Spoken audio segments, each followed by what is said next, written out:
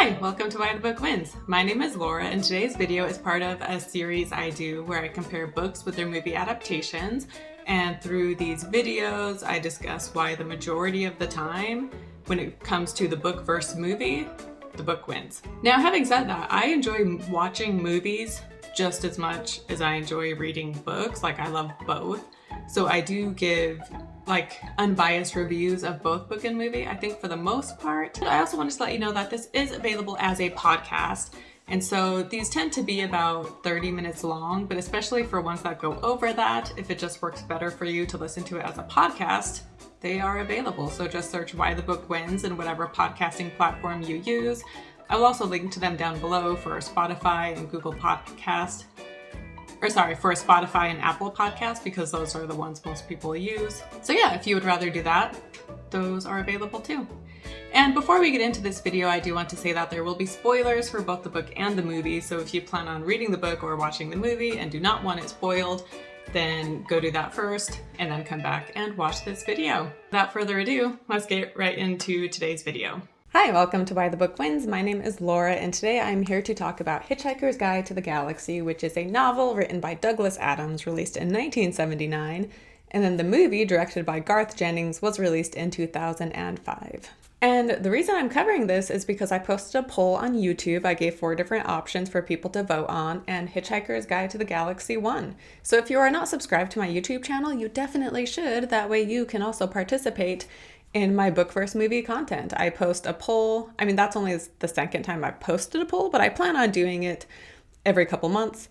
And then I also will be making a video sharing, I have like 10 to 15 different book versus movie comparisons I want to do, but I don't know which ones I should do first. And so I'm going to make a video where I share these different options, and then you guys can comment and help me decide which one I should cover sooner rather than later. So kind of like a TBR video where you pick my TBR from the options I'm providing.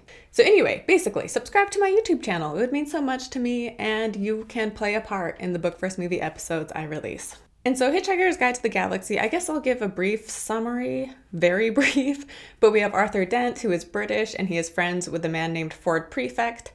Ford Prefect is also a type of car that they had in England. We didn't have it in the US. But anyway, so that's the joke, is that this alien, Ford Prefect, is an alien. And he chose the name Ford Prefect thinking it was a normal Earth name to have when it's not. It's the name of a car. Anyhow, Arthur Dent is friends with Ford Prefect. Ford Prefect knows that the planet is going to be destroyed. And so before it is destroyed, he uses his hitchhiker, because he's studying for the book Hitchhiker's Guide to the Galaxy. And so he's on Earth studying for that, and then he got stuck on Earth.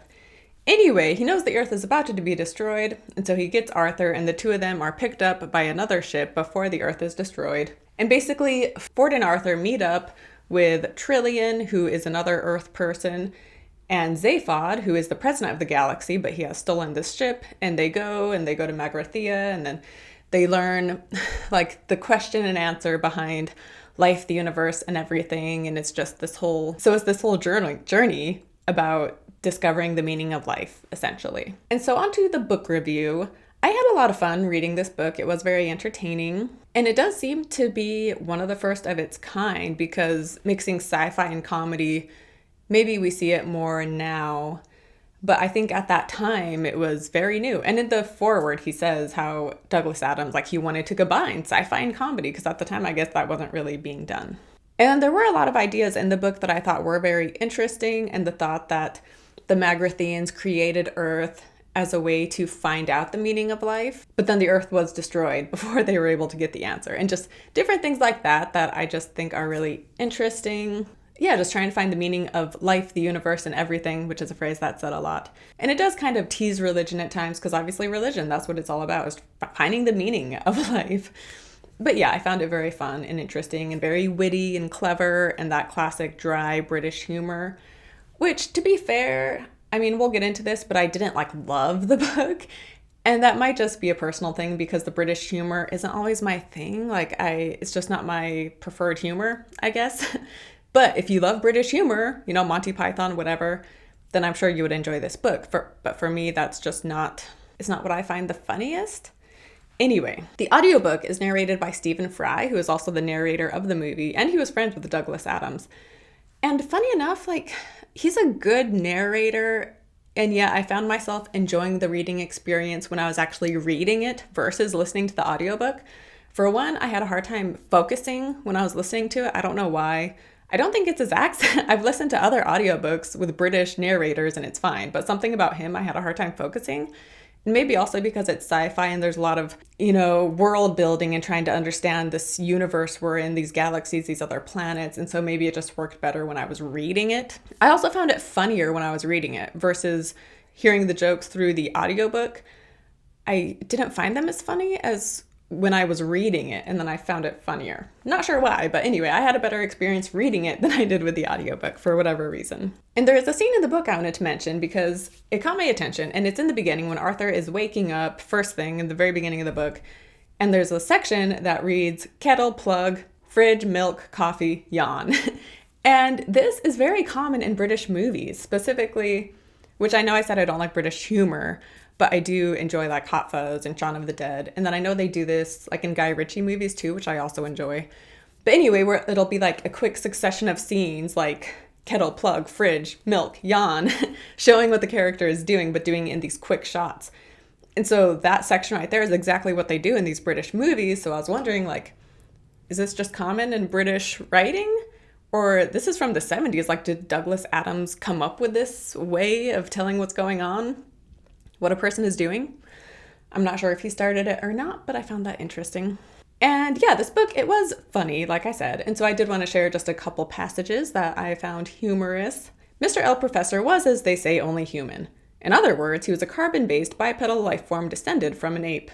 And the next two quotes I'm going to share are from the foreword, where Douglas Adams wrote about the idea, how this book came to be, essentially. I think that the BBC's attitude towards this show while it was in production was very similar to that which Macbeth had towards murdering people. Initial doubts, followed by cautious enthusiasm, and then greater and greater alarm at the sheer scale of the undertaking, and still no end in sight. And then another one. Later, I became a writer and worked on a lot of things that were almost incredibly successful, but in fact just failed to see the light of day. Other writers will know what I mean. So yeah, just a lot of humor like that, for example. So on to the movie.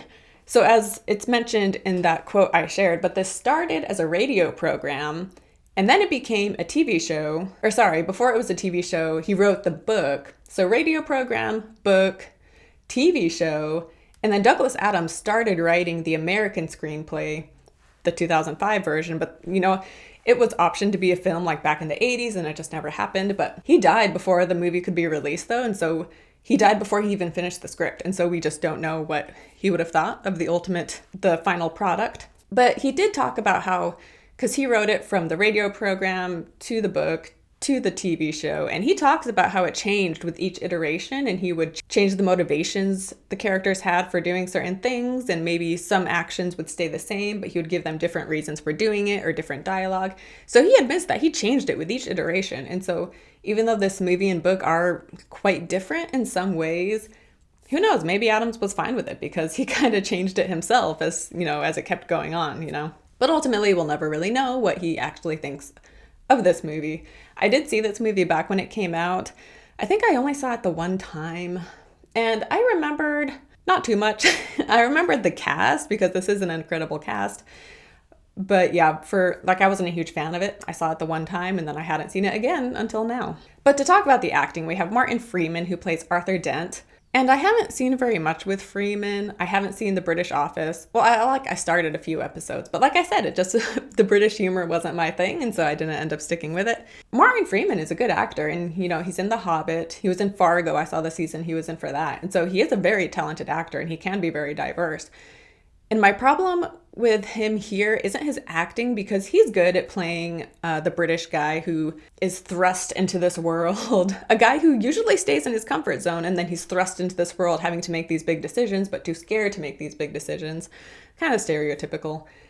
And yeah, my problem wasn't with the acting, but it was just with the character in general, especially we will get into, but the romance he has with Trillian, and just, I didn't find his character very likable. If we were supposed to like him, they did not succeed because I didn't like him. Having said that, Freeman himself portrayed the character well. Like I said, that stereotypical kind of guy. I just didn't love the character in the movie. And then we have Zooey Deschanel. This is a very early role for her. Well, like an early role where she's in like one of the leads.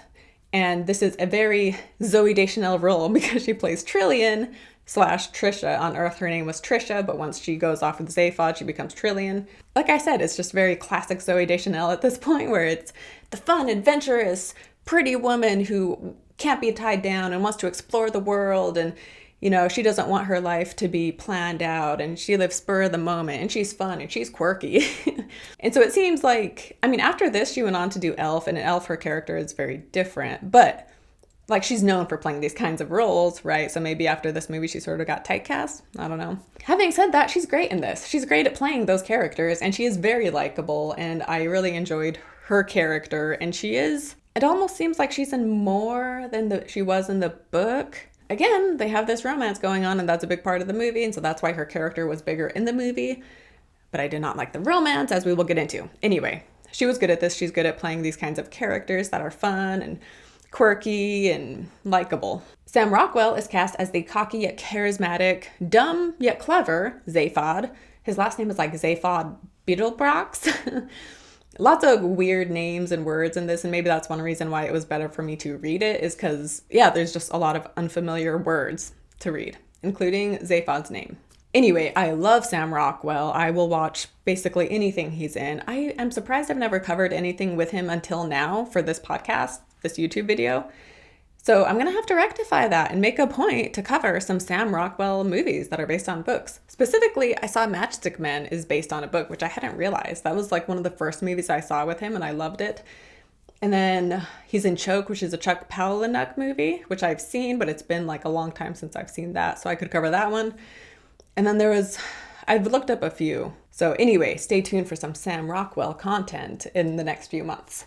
Anyway, he's hilarious in this. I really loved his character. You're not supposed to like him in the movie. They definitely make an effort for you to be rooting for Arthur more so than Zaphod with this love triangle. And just in general, he's he's cocky, and he's cocky in both the book and the movie. But like I said, the movie tries to get you to not like him more, but I couldn't help but fall for Rockwell's portrayal of this fun, silly guy. And then Yasin Bey, aka Mos Def, plays Ford Prefect. I don't know. I was surprised at how American this cast was. I get it's an American adaptation, so I shouldn't have been surprised, but I don't know. Initially, I was like, wait, is Mos Def British? Is that why he's in this? Until I was watching the movie, and obviously he has an American accent, and he's not British. So I almost wish they had more British people in this, but I don't know. It's American adaptation, so of course they're going to have a lot of Americans in it. Having said that, Mos Def was enjoyable to watch as Ford, and I found him funny and entertaining. But onto the differences between book and movie, I'm going to start with asking, why does Hollywood feel the need to put a romance in almost everything? Especially when it's based on a book that had no romance and they feel the need to force it in there anyway. Do they just assume that we aren't going to be interested and it won't make much money if they don't have some romance in there? Then love triangles too, which I don't love that. I guess when it's done right, it can be interesting, but the romance was my biggest problem in this. And it's romance because it's not even a romance, but they tried to force it on there. And to get specific, so in the book, Arthur meets Trisha / Trillian at a party. He tries hitting on her, but it doesn't go well, and she's just not into him, and he's just kind of bumbling and not doing very well. And while he's trying to hit on her, Zaphod walks up and says how, I'm from another planet, why don't you come with me? And he woos her away from Arthur. But Arthur wasn't making much progress with her anyway. Whereas in the movie, he hits it off with Trisha, and they seem to be spending the majority of the party together, and it's going well between the two of them, until she's like, let's go to Madagascar, being that manic pixie dream girl who wants to explore the world on a moment's notice. And Arthur, of course, doesn't want to get out of his comfort zone, and he's more reserved and not as, spur of the moment guy. And so he's like, no, I don't want to go to Madagascar. And it is at this moment that Zaphod walks up and, he gets Trisha with him instead. And honestly, Zaphod and Trillian are a much better match because they're both kind of spur of the moment and wild, and I guess opposites attract though, and maybe it's good to be with someone who's not exactly like you, and maybe Arthur is a better match. I like Zaphod and Trillian together, basically is what I'm saying. And so it's annoying that when they pick Arthur up, he's just so jealous about Trisha being with him. And it's you saw her months ago And you guys weren't, I mean, they were connecting, but not enough for him to suddenly feel like he's owed something. Like, well, how dare you? You went off with him. It's like, man, that was ages ago. We met one night. I don't owe you anything. Like, are we supposed to be liking Arthur? Because in the movie, this scene, he's just he's so pouty.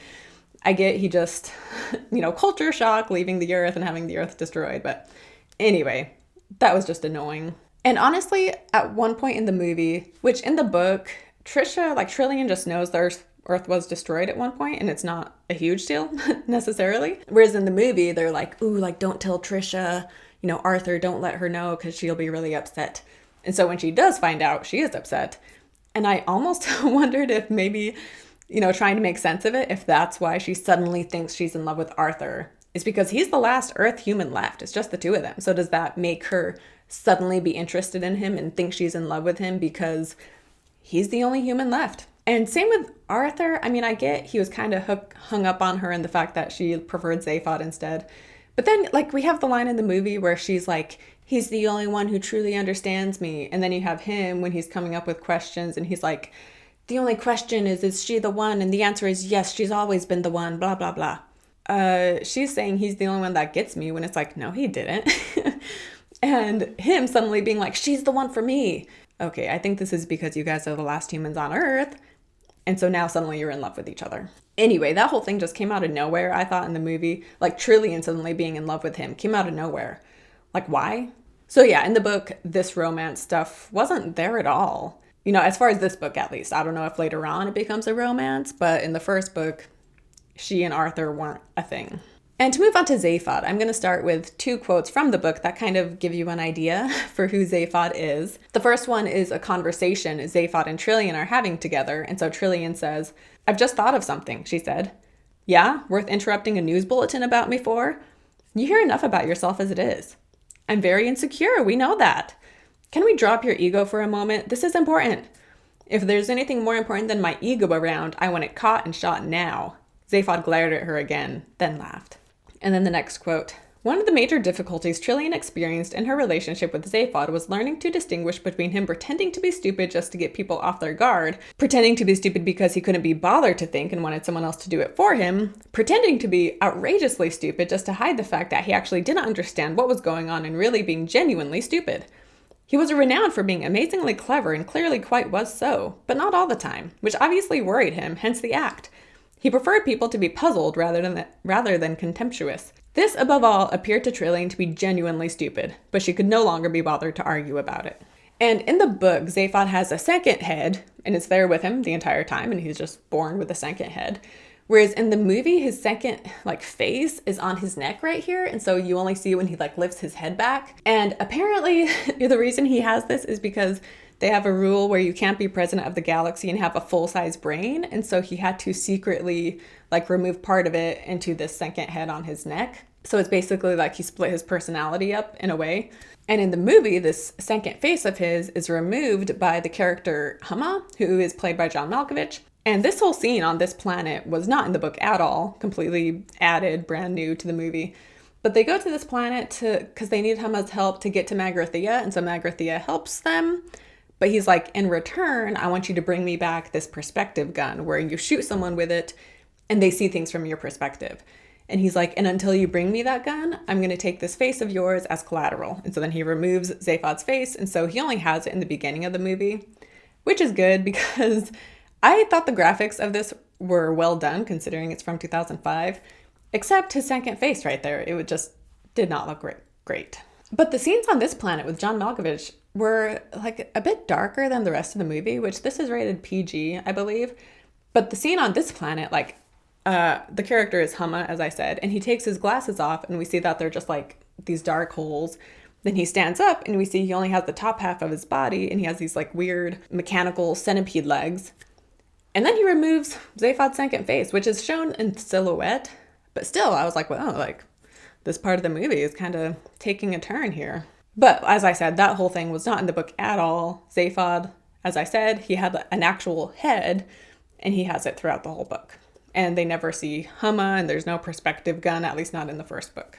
And when Zaphod loses his second face, he becomes more dumb, which makes sense because it's part of his brain that was removed. And so then he has to wear this like lemon juice squeezer helmet to help him be smarter, and it's supposed to be funny. I didn't find it that funny though. It was just kind of silly and kind of like, okay.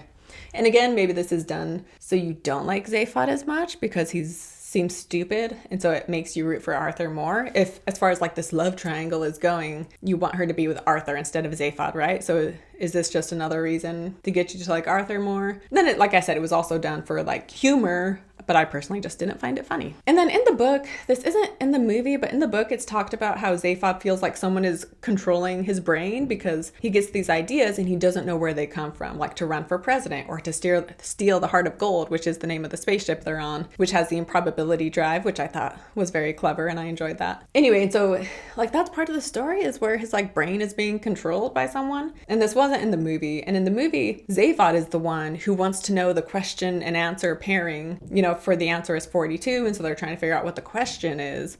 And so he wants to go to Margrathea and meet Deep Thought and find out the reason for life. And in the book, it wasn't Zaphod who was interested in that. I don't remember actually, but I don't remember why they go to Margrathea.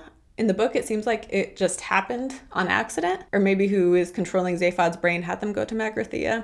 I actually don't remember now. But in the book, we don't learn about deep thought and the answer and question for the universe and 42 and all that. We don't hear about that until they're on Margrathea. Everybody goes down into like the core of the planet and they leave Arthur up top with Marvin, the depressed robot. They leave them up top to stand guard. And while he's up there, he meets Slotty Botfast.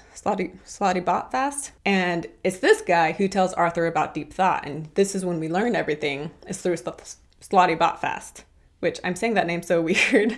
When people say it with a British accent, it sounds better, but anyway, it's that guy who we learn everything from. And in the movie, this character is in the movie, and it's the same where they all go through that tunnel thingy, but Arthur misses his chance. Then he's stuck up top, and then he meets Slotty Botfast. So it's different because in the book, they told him, like, you stay up here and stand guard. Whereas in the movie, it's because he was too cowardly and missed his chance to go down below with them. And in the book and movie, we learned that Earth was created by deep thought as a way to find out the answer to find out the question that leads to the answer of 42. So they asked Deep Thought, what's the meaning of life, the universe, and everything? And she replied saying 42. And then they're like, wait, if the answer is 42, what was the question? And so she creates Earth as a way to figure out this riddle, basically. However, the Vogons destroy Earth to make way for their highway before the answer can be solved. And so it is mice. Mice are the things that created the Earth and deep thought and everything. In the book and movie, we meet these mice and they want Arthur's brain because they're like, you know what? We think your brain holds the answer to what the question was, and so we need your brain. And so in the movie, they're about to take his brain and they're like, we need to have a question and your brain holds the answer. And so Arthur is, desperate and he's just tossing out different questions. One of the questions he says is, how many roads does a man need to walk down? And they're like, oh, wait a minute. Like, that's a good one. But then they still want to kill him nonetheless and take his brain. However, they basically end up being killed by Arthur because he smashes them. And that was kind of disappointing because in the book, they want to take his brain. They're going to replace it with a fake one. And then they get interrupted by these cops, which we'll get into. And so then the two mice are like, well, we're going on this press junket and we're getting paid all this money. Like, we need to have a question. And so they start brainstorming some questions. And then they think of the question, how many roads does a man need to walk down? And they're like, wow. That's it. We'll use that one. And so then they have their question that they have created themselves, and then they go off to do their interviews and make their money with this question. And so I don't know why the movie felt the need to kill them. Like, why not let them have their question and answer and then go off and do all their interviews and be successful? What's the harm in that? And obviously in the book, because they need an answer. They need a question, which is the answer. And so they're just kind of brainstorming like, oh, that's too literal and that's, too complicated. And this one, okay, this has the right nuance and gets you thinking. And so they decide that's what it is. And they go off and spread the news. And obviously that, again, like poking fun at religion in a way where you're just coming up with something and then going out and telling the world about it. So yeah, in the movie, they changed that. And in general, they watered down some of the religious stuff. I mean, we have John Malkovich who believes that was in the book too, where they believe that they were created by a sneeze and they're just waiting for God to wipe them away. But yeah, so the movie did water that down a bit, and I'm assuming they did that to appeal to a wider audience. Anyway, so the mice die in the movie, whereas they don't in the book.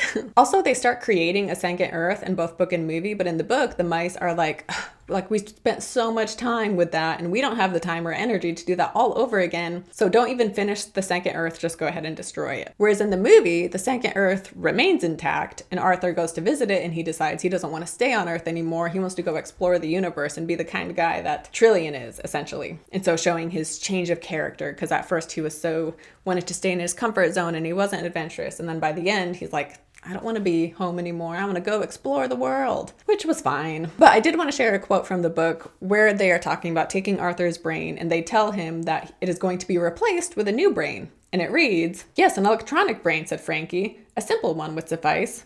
"A simple one?" wailed Arthur. "Yeah," said Zaphod with a sudden evil grin. "You just have to program it to say what, and I don't understand, and where's the T?